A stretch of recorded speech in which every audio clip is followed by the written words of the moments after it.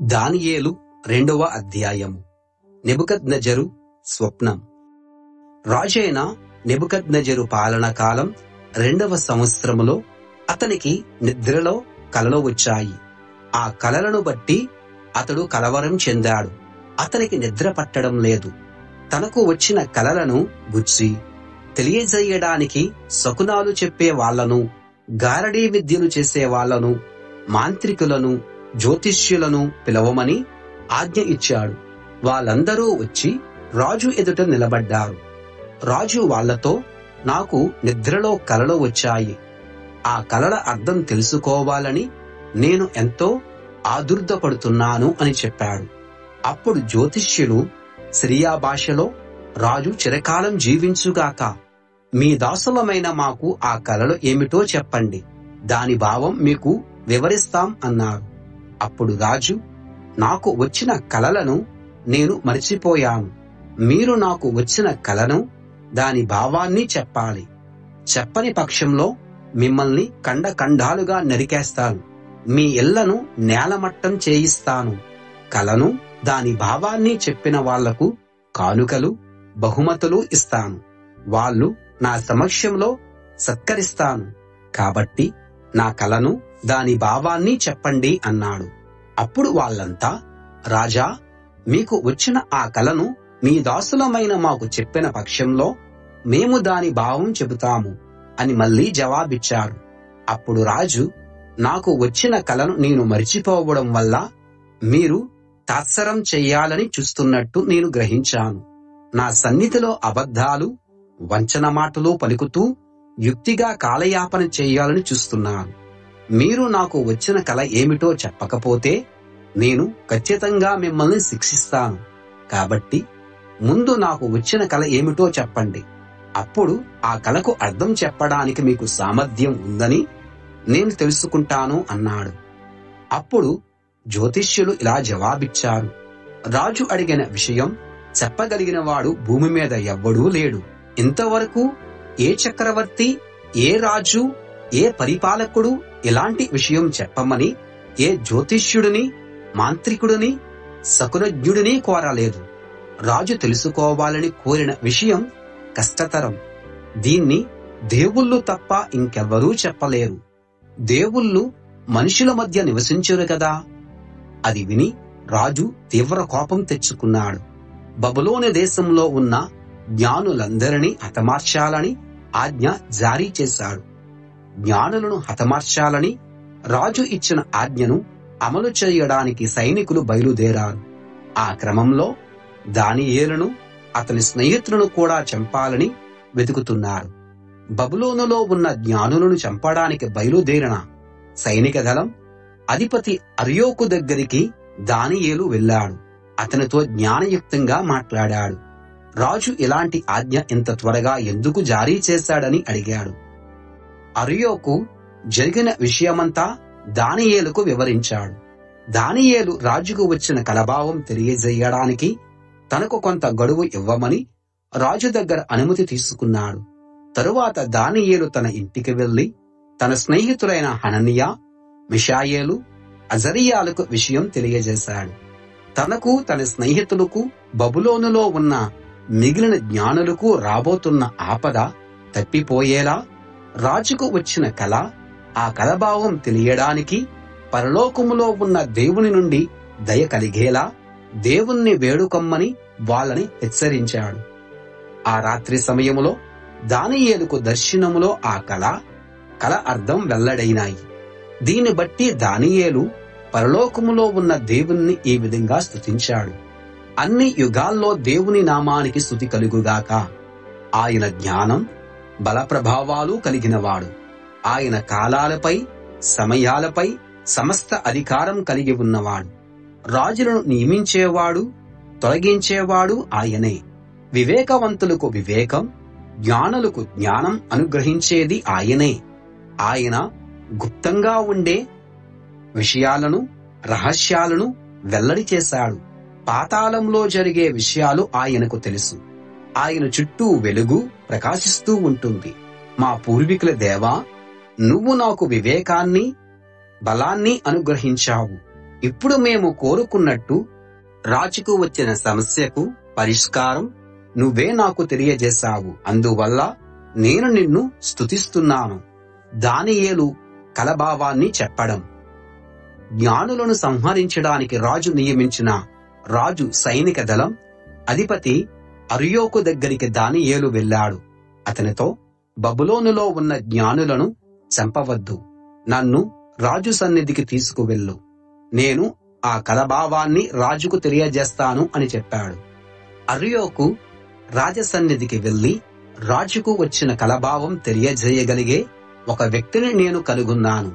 అతడు చెరపట్టి తీసుకువచ్చిన యూదుల్లో ఒకడు అని చెప్పి వెంటనే దానియేలును రాజమందిరానికి తీసుకువెళ్ళాడు.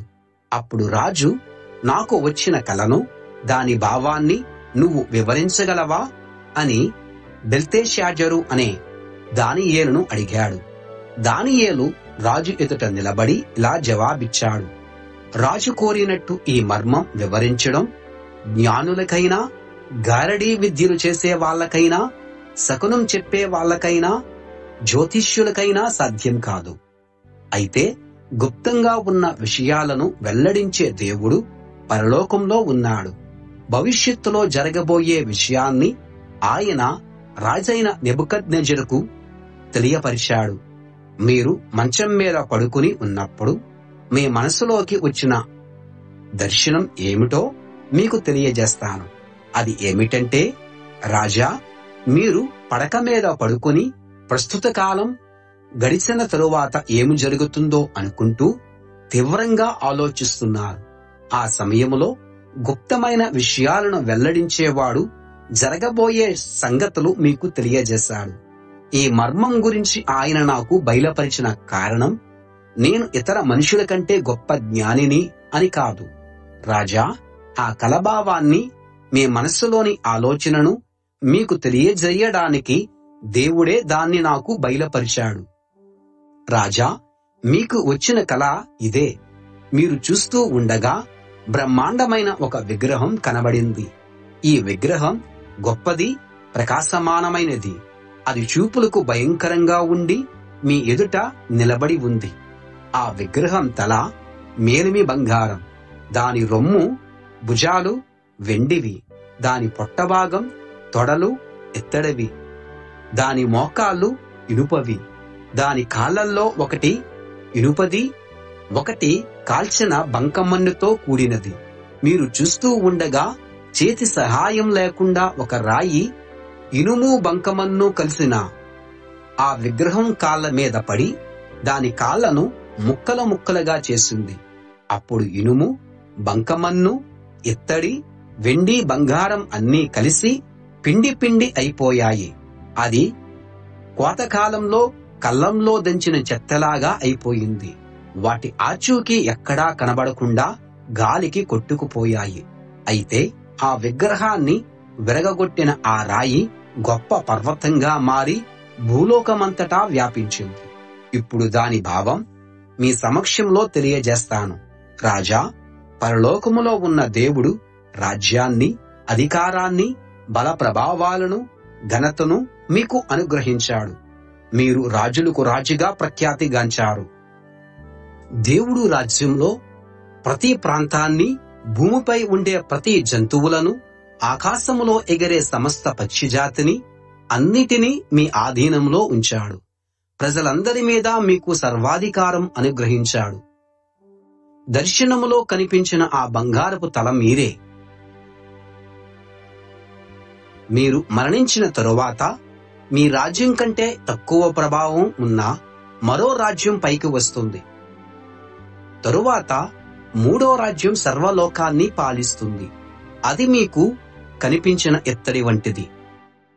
ఆ తరువాత నాలుగో రాజ్యం అధికారంలోకి వస్తుంది. అది ఇనుములాగా బలంగా ఉంటుంది. ఇనుము అన్నిటినీ ముక్కలుగా పగలగొట్టి పిండి చేస్తుంది గదా. ఇనుము పగలగొట్టినట్టు అది మిగిలిన రాజ్యాలన్నిటినీ పగలగొట్టి పిండి చేస్తుంది. విగ్రహానికున్న కాళ్ళు, కాలివేళ్లు కొంత భాగం బంకమట్టితో, కొంత భాగం ఇనుముతో చేసినట్టు మీకు కనబడ్డాయి కనుక ఆ విధంగా ఆ నాలుగో రాజ్యములో విభేదాలు ఉంటాయి. ఇనుము బంకమట్టితో కలిసి ఉన్నట్టు మీరు చూశారు కాబట్టి ఆ రాజ్యములో ఆ విధంగా ఉంటుంది. ఆ రాజ్యం ఇనుములాగా బలము కలిగి ఉంటుంది.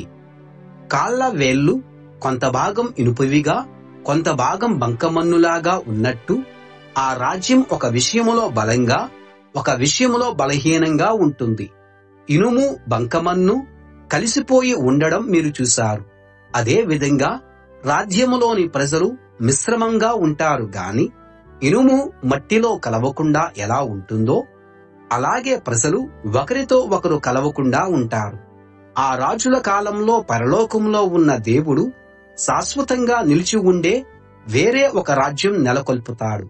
ఆ రాజ్యాన్ని పొందిన వాళ్ళ చేతుల్లో నుంచి దాన్ని వేరే ఇంకెవ్వరూ స్వాధీనం చేసుకోలేరు. అది ముందు చెప్పిన రాజ్యాలన్నిటినీ తుత్తునియ్యులుగా చేస్తుంది. అది శాశ్వతంగా నిలుస్తుంది. చేతి సహాయం లేకుండా పర్వతం నుండి వేరైన ఆ రాయి ఇనుముని, ఇత్తడిని, మట్టిని, వెండిని, బంగారాన్ని ముక్కలు చేయడం మీరు చూశారు గదా. జరగబోయే విషయాలు ఇలాగే ఉంటాయి. జరగబోయే సంభవాలు దేవుడు ముందుగానే మీకు వెల్లడిపరిచాడు.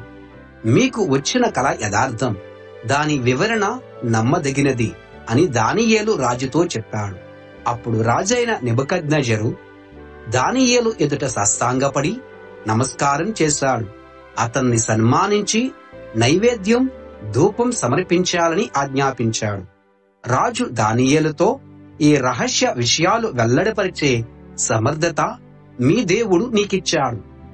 నీ దేవుడు సమస్త దేవుళ్లకు దేవుడు, రాజులందరికీ ప్రభువు, గూఢమైన విషయాలు వెల్లడి చేసేవాడు అన్నాడు. రాజు దానియేలుకు ఎన్నో విలువైన బహుమతులు ఇచ్చాడు. అతన్ని ఘనపరిచి బబులోను ఆస్థానం అంతటిపైన అధికారిగా దేశంలోని జ్ఞానులందరి మీద పెద్దగా నియమించాడు. దానియేలు విన్నపం మేరకు రాజు షద్రకు, మేషాకు, అబేద్నెగో అనే వాళ్లను బబులోను సంస్థానం అంతటి మీద పాలకులుగా నియమించాడు. అయితే దానియేలు రాజభవనంలో ఉండిపోయాడు.